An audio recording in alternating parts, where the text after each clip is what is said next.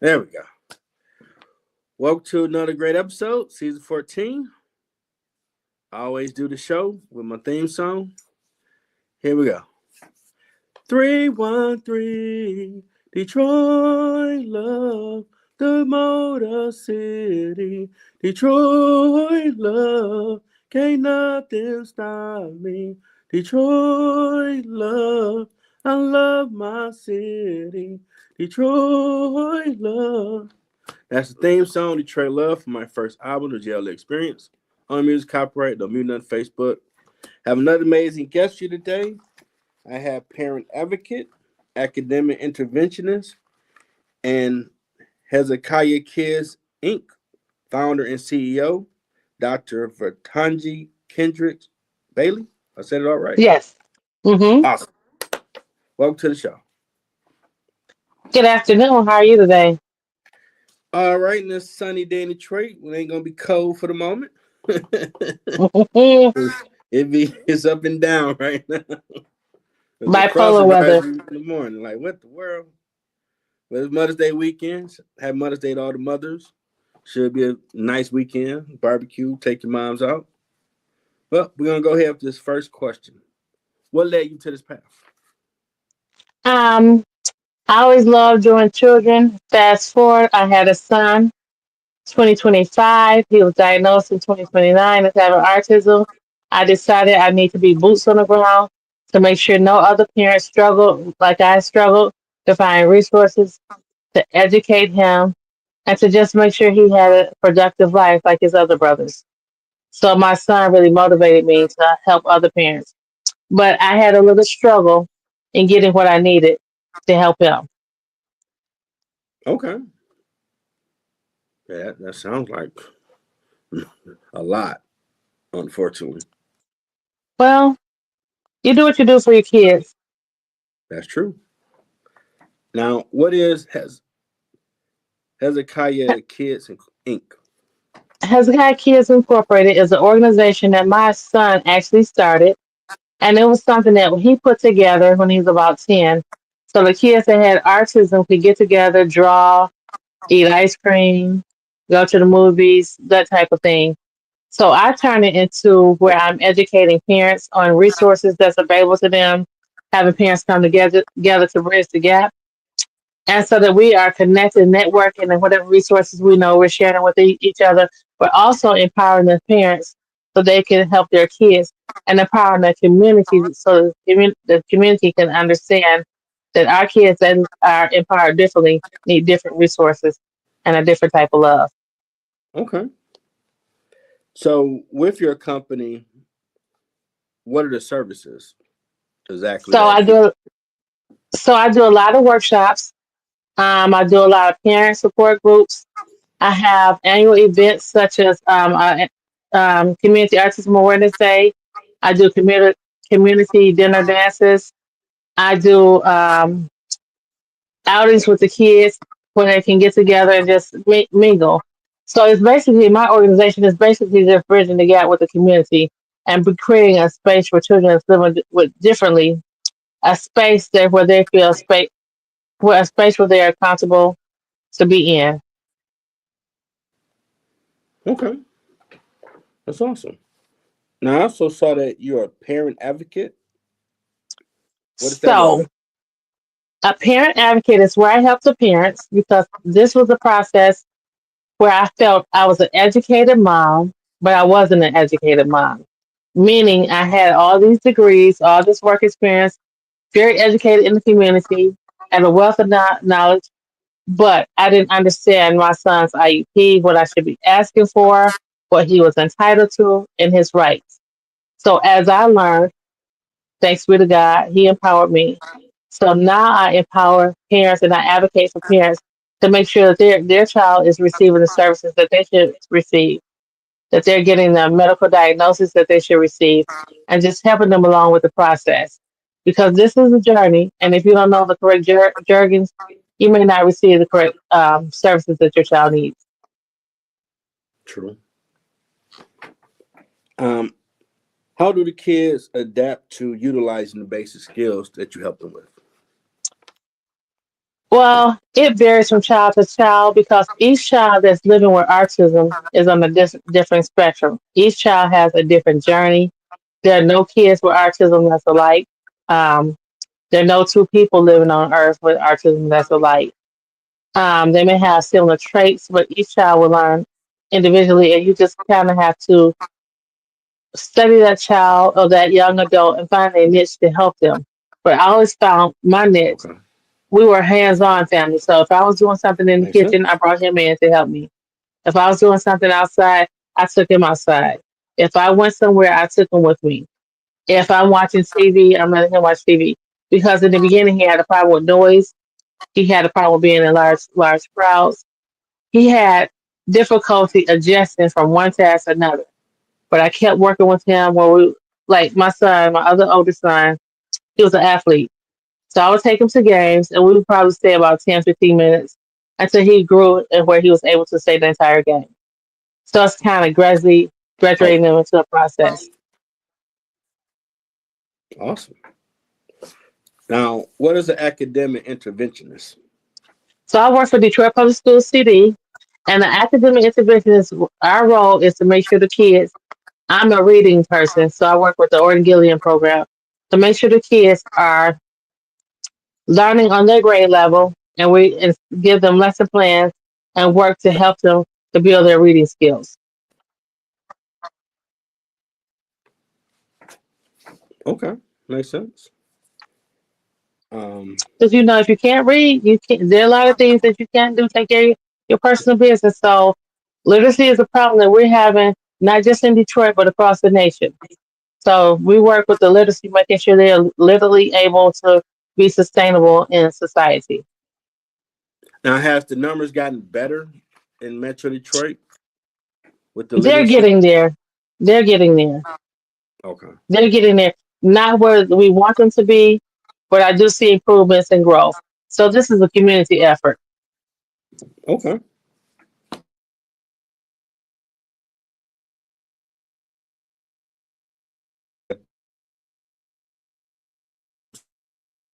Some might, but not everybody.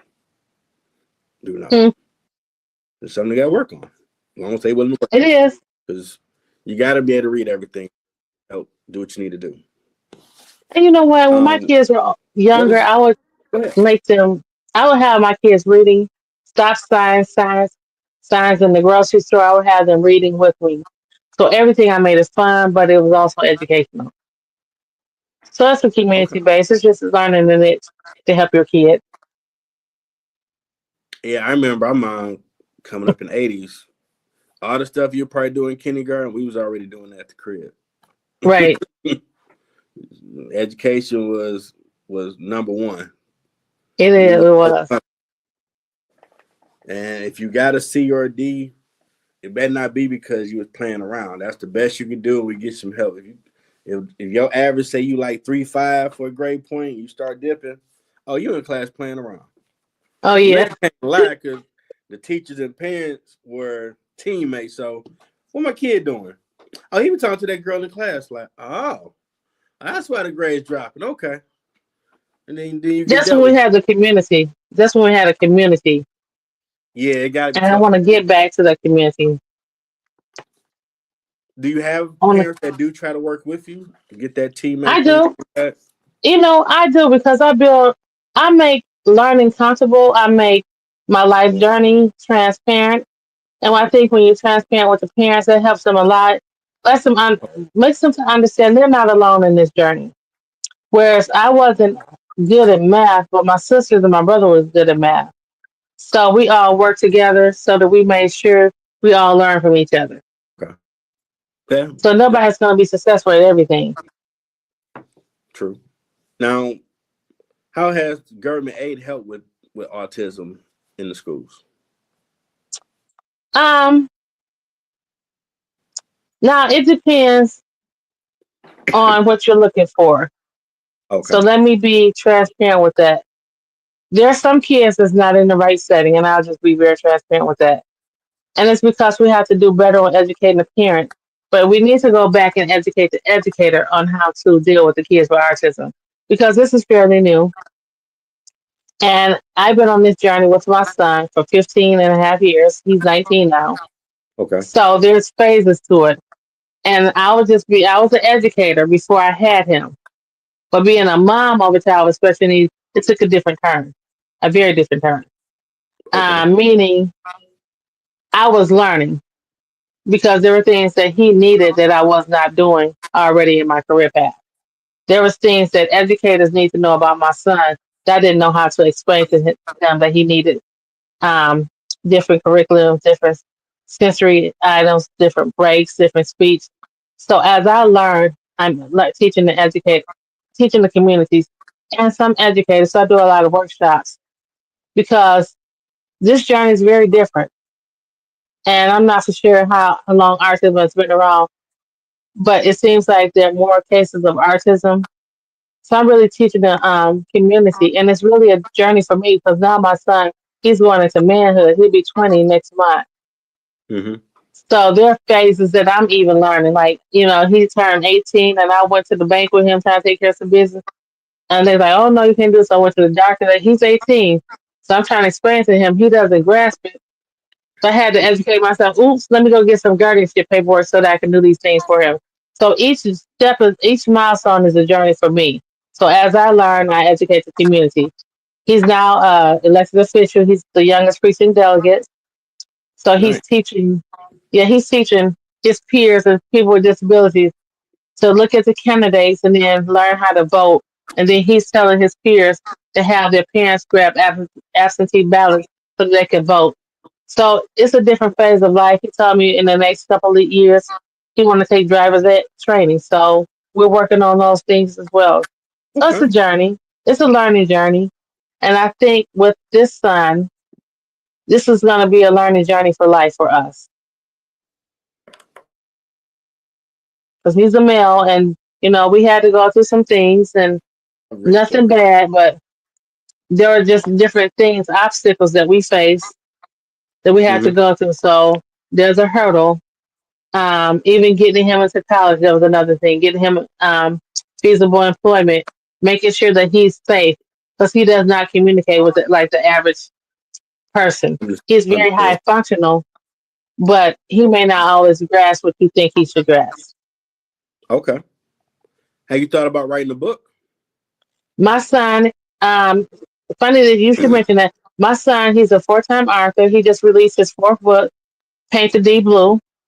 So if you would like those copies of those books, you can get those from me. If you DM me and Hezekiah Kidz, we can arrange for those books to be mailed out to you. So he's an author, and I am working with my tribe, and we have a Fearless Elevation book coming out June 30th, where that tells our journey. And in that book, my chapter, I talk about my journey in life, being an advocate of a child with special needs and things that I have faced in life, emotional, mentally, physically, and how I turned my struggles into strength to find peace to help others. Yeah, I think it's going to be a compelling book because by you getting it out the mud, you formulating a blueprint on how to deal with this phase or that phase, the next phase. Yeah, it's been you know what? I never want any other parent to go. I want it to be where they're learning as I'm learning, and Hmm. they're teaching the community what their needs are. Yeah, because It's different. some people are still learning what is it, how do you treat it, how do you engage the person, and you got to have the proper empathy, in my opinion, to deal with people that's dealing with that issue You do, and and patience. I'm I'm also when I started, I do parent support groups because as I'm learning, I had a strong support group. I had my siblings, I had my parents, I had friends, but a lot of parents don't have that. And parents that have kids with autism and other disabilities, we also need mental support because it's challenging for us. Hmm. It brings a toll on us because we don't always have the right answers. We're afraid that we might not keep parenting well. And we just need a support group to be able to talk with other parents to see how they face these challenges, what they did to get over it. So I do a lot of community work and bringing parents together to get the resources and connecting them with people that can help them. Because it is very taxing if you don't have a support group, especially when your child is nonverbal and a runner. My son, he was both. Uh, He was uh, nonverbal and he was a runner. you got track skills to catch them, man. Yeah, and I always laugh at him. Then I said, "Well, baby, when you was younger, mommy that wasn't fat, but now that you're not running, mommy picking up weight." And so we always laugh about it because he was a runner. We never knew which way he was gonna go, so I was always ready to carry him out the heels into gym shoes. But it was a lot, and I'm so thankful to God that He entrusted me with Hezekiah because somewhere behind me, there's some parent that's gonna need the blueprint in which I walk. Absolutely. What has been the progression of helping children with disabilities in Detroit Public School Community District now Well, compared to back then? I do a lot of my work in the community. So if Okay. kids from Detroit Public Schools, if they come to my events, then that's fine. But I do a lot of work in the community where I'm working with political figures, community, church. I've done some work with my sorority and other sororities, Divine Nine. Hmm. Um, I think that the biggest accomplishments that I've seen was seeing a lot of my son's friends graduate from high school. A couple Nice. of them have gotten jobs. One of his friends now is a gamer. He's here and graduated from college with his degree in technology. Um, One of his friends is driving. So to see that they can do these things, but it takes a little bit longer. But if we take the time with them, it can be done. It's Wow. just having, and I tell people, give us grace as parents, give us grace with our kids, give them grace to learn. And that's amazing that this might take that stuff for granted, but that's basic stuff that some people through challenges have to work to do. Well, my son, he had four other brothers, so he would always would tell me, he said, "Yeah, Mama, I'm different, but I'm gonna get there where they are now." And he's getting there. He's a gamer. He's the author of books. He's an artist. So he's very talented, but it took time for Artists, us. he made Yeah, he music. draws. No, he Oh, draw. draws Okay. pictures.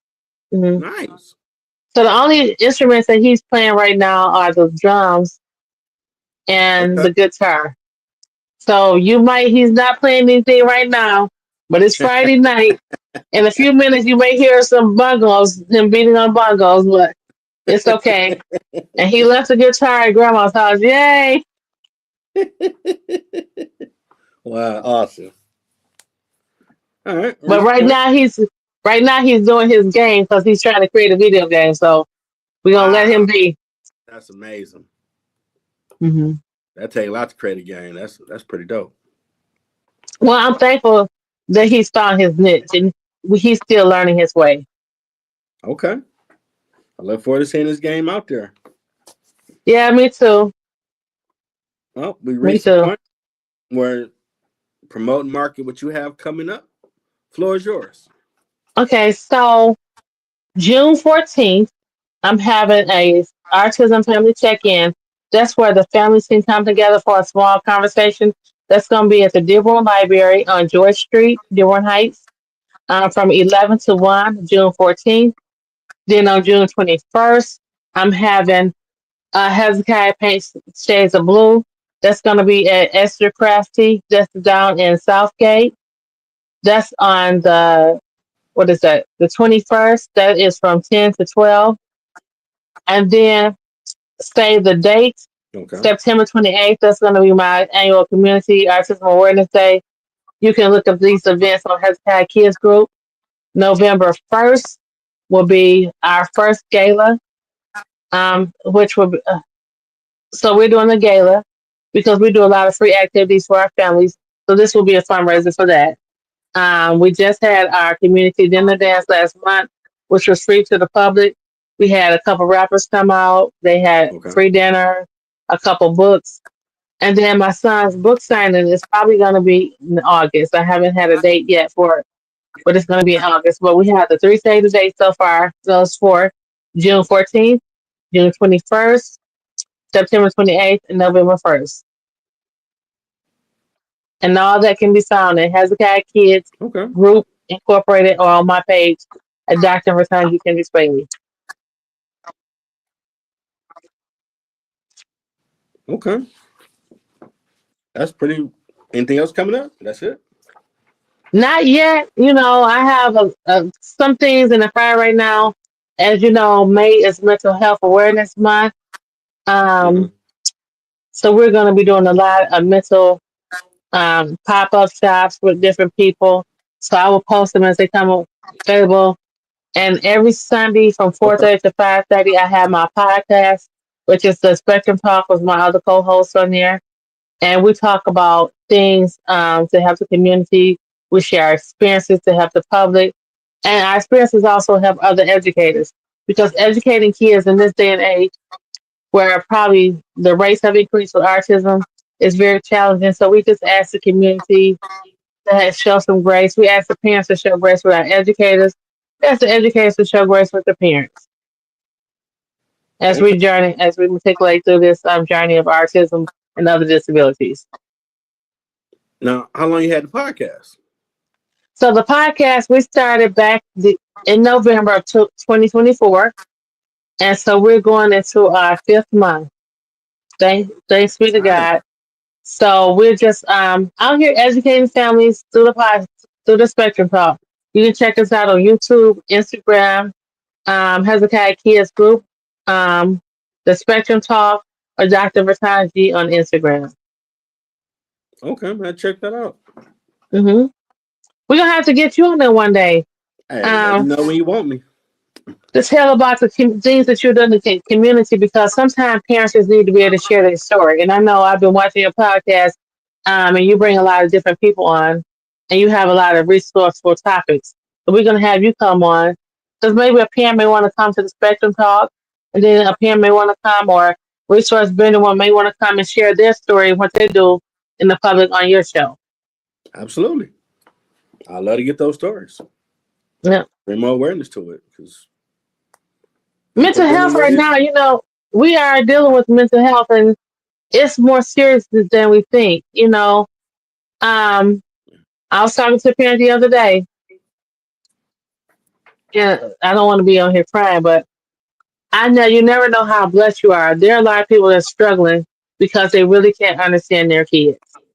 Hmm. And I don't take it for granted. But when my baby was nonverbal, I was afraid to leave him anywhere but with my mom and dad. I understand. 'Cause So, you want to protect them, mhm.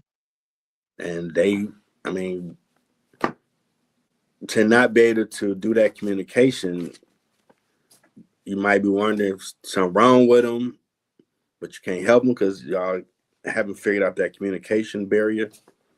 Yeah, I totally sympathize 'cause that's hard. And it's very mentally challenging on the parents. It's very taxing because Hmm. you're always on edge. You never know what your child is facing, what they're going through, how they feel.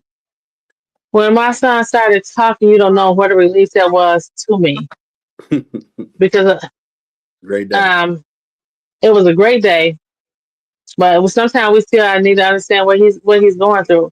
But it was very hard. It was very hard. So I see kids, parents, they're always, sometimes as autism moms and dads, we may look a little stressed out, and we are because Hmm. our day is very different from day to day. It's not the same. I can only imagine. And Mhm. y'all are strong because some people walk away, unfortunately. Yeah, and you have those I stories too, and heard from others. I've heard some of my son's friends. They tell me they said, "Return, you do a good job with Hezekiah. You take him wherever you go. He has friends, family." Um, Hmm. I've heard the other side too. When my child turns 18, I'm looking for a group home to put him in. Mm. I just feel we can't give up on our child. We have to do the best to help them. Hmm. Yeah, So don't give up. And I pray for other people who might deal with that they get the patience and not give up. that Because right, you're right. just It's the hand you was dealt. It is not their fault. It ain't your fault. Just the hand you was dealt them for you. But God know what He doing. So it's something great gonna come from it. As long as you and can you know what? go through that journey. It is. It's a journey, and you never know who's watching you, and you never know the purpose that God Mm-hmm. has for you in this. And I believe my purpose, because I hear a lot of people that said they have watched me with Hezekiah.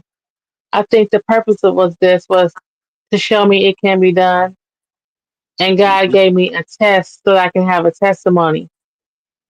My Mm-hmm. baby was here, but now he's here, and even though he's here, he still has a long way to go. So each phase of life will be different.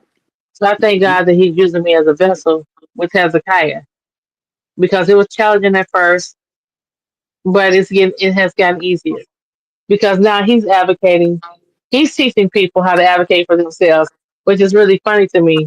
That's awesome. It's funny to That's me. It is so funny to me. they look at He him works a like, summer job. well, you doing it, I guess. Yeah, you can do it too. Like, yeah, I got the same thing, but look at me. And that's sometimes some people just need that little bit of hope. Like, well, if they figuring this out, I guess I can figure it out. I'm not hopeless. Yeah, yeah. It was different. I think he worked a summer job 2 summers in a row. Nice. And he told the little boy, well, if you want to take your lunch at 12:30, just go tell me you want to take it at 12:30. Nice. So when he got home, I Uh-huh. said, Hezekiah, they have scheduled lunch breaks for a reason. He said, no, Mama, he was just eating at 12:30. I told him to go downstairs and tell you, you want to eat 12:30? And he said, that's his right. Oh I was man. like, and then he gave me some, he looked up something on the internet and gave it to the boy. I said, it wasn't that serious, Hezekiah. It wasn't that serious. Oh man. That's And funny. his boss told me, he said, she told me, she said, you know, he was adamant about the boy wanting to switch his lunch break. And I had to tell him, you're in somebody else's business. Don't get fired. That's awesome. What has been your biggest challenge on your journey? Um, the biggest challenge that we have now is we want to do a lot of activities for the kids, but the finances to be able to do the activities. Like we're planning a movie night, Mm-hmm. a dinner night, where the kids can come out and have dinner, or just a quick pizza and be able to talk with other kids. Just getting the finances to do these activities, because not all families are fortunate to have extra money to do extra activities. Because a Okay. lot of people's money, you know, you may look at it, but I was fortunate. I had my mom, my dad, and my siblings. They helped me out with Hezekiah. But I just became aware that a lot of parents, when they, even though their child is 18, they're still paying for sitters. It's like a daycare for bigger kids, and that's being paid. They have to pay for that. And so, Mm-hmm. you know, spend $20 here to take them bowling or something, they may be taxing on them. So all my events for the public, except the gala, they're free to the kids and free to the public. So the gala will be our fundraiser so that we can do more next year. Okay. But that's the only Definitely, obstacle. definitely let me know when it's coming up, and I'll share the flyer on my social media. Okay. Talk about it on my shows. Whatever I can help. I get thank you so much. You know, we don't want our kids to be left out, and we definitely don't want the parents to be left out. And sometime my event I had back April 13th, the parents were so happy they were able to talk to other parents, and a lot of them made friends with each other because you never know. Yeah. You know, my baby had autism, but I didn't want to just go talking to Jane Doe about my son because she probably couldn't relate to me because her kids were normal. Mm-hmm. But at this event, I found the parents, they were networking with each other. They were talking. They became friends and they doing things and They wanted me to do the next event, so that's why we're planning an event. That's why we're doing the parent chats next month. We're doing 2 of them next month. And then in July, I'm working with a pizza parlor so we can have the kids come in with the moms and dads and sit down and talk with each other. So Oh, it's that's just bridging the gap, because kids that have mm-hmm. disabilities, they're not easy to make friends. So we don't want them to be feeling lonely and depressed because they have feelings as well too. That's true. In your words, what has been your impact in the community?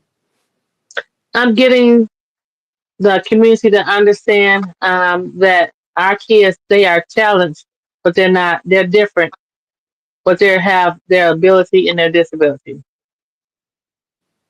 And with grace and patience, they can do whatever we want them to do. Like my son, he's written 4 books. He's made a couple pieces of jewelry. He's a gamer, so he's an elected official now. He's a precinct delegate. So Nice. he's in the community teaching people about their right to vote. Okay. So he went and told the lady, said, "Well, you can't go back there with her while she votes." He said, "Look, that's my grandma. She had trouble standing up, and I'm gonna take her cane back there to her." So he saw some things that needed to be changed at the poll for the handicapped people. Okay. Yeah. So, Gotta take care of them too. and That's awesome. that's Huh? something I never thought about. Um, accommodations in voting. So I was explaining to my son. I said, "Well, they can't make accommodations because voting is a private right." It's about mom, if they can't stand up to vote, then they lose. They give up on a vote. That's a good point. They should be able to do accommodation for that. Well, Even if they not. make some for someone that have issues standing, they could sit down and just have a portable stand where it can lower to their level and they can still fill out everything, whatever.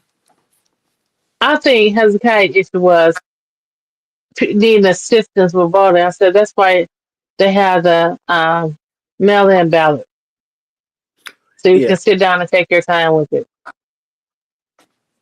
Yeah, they probably will argue that. But I guess no one's made that issue like, well, I like to be there and I'm handicapped Yeah. to have something for me. So they always do a mail-out ballot for him because of my parents. Hmm. But he always tell me he wants to go, and he's only voted twice, or 3 times, because he's 19. So he's voted in all 3 elections that he could vote for: the city, Okay. the county, the presidential. And I said, "Well, Hezekiah, we can sit down and do the ballot at home, and I'll drop off." He said, "No, Ma, I want to go in to make sure my vote is counted." So he wants to go in and vote in person. That's awesome. Hmm. Well, we reached Yoda gang. Hope I made you comfortable. Give me that Nietzsche type wisdom over there. What advice do you have for someone trying to find their purpose?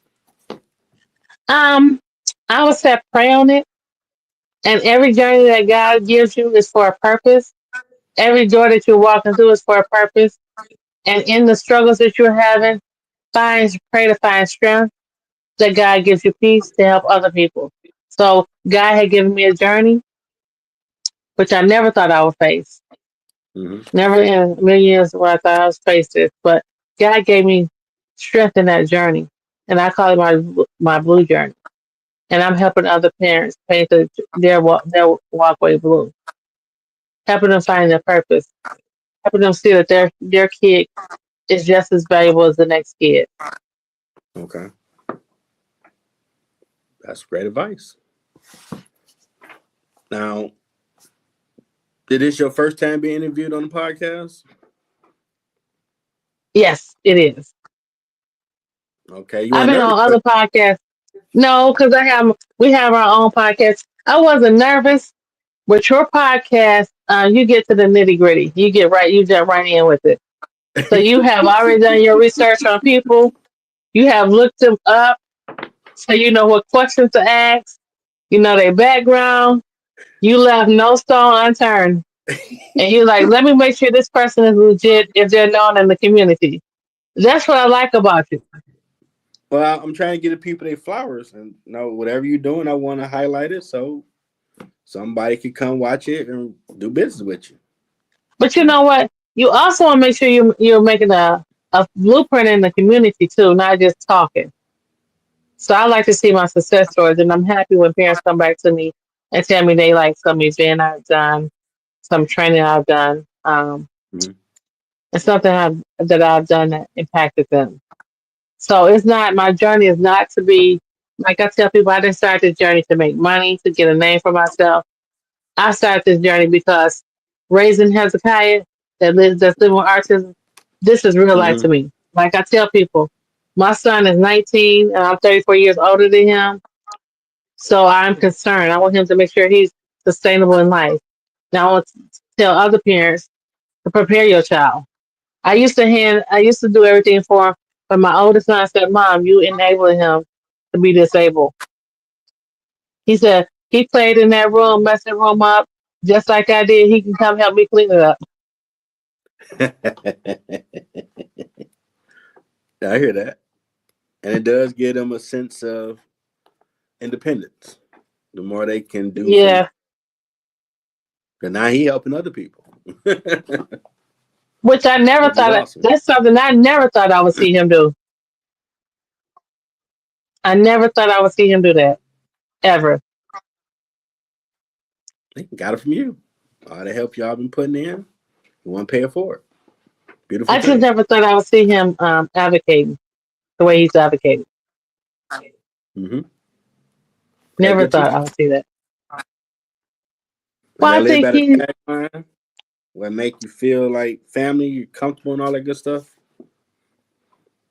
I think he had a lot of help when he was in school. And I think he just Mm-hmm. wanted to be able to help other people. He had lots of help, love and attention. My son, he Okay. was surrounded by great educators, great parapros, great administrators, great people. And he told me he's a mama and everybody don't get that. No, they don't. No, they don't. Nah, And then one it's day he said, Mommy, I'm sorry man had you running when I was smaller. I didn't know no better. wow. So That's this has awesome. been interesting. Oh yeah. He sounds like an interesting individual. He is. He is. I'm surprised he hasn't come downstairs to see what I'm doing. I'm really surprised.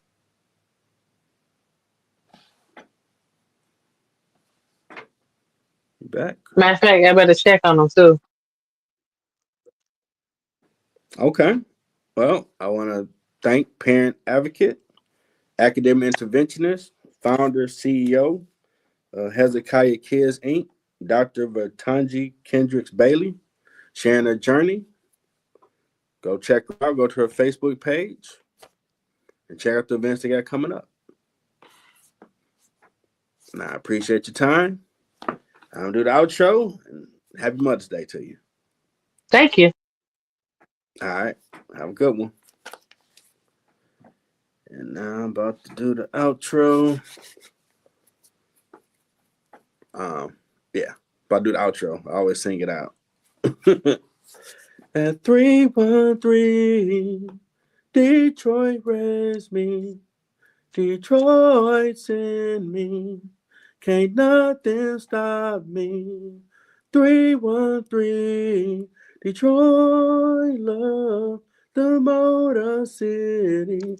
Detroit love, can't nothing stop me. Detroit love, I love my city. Detroit love. Happy weekend, everybody.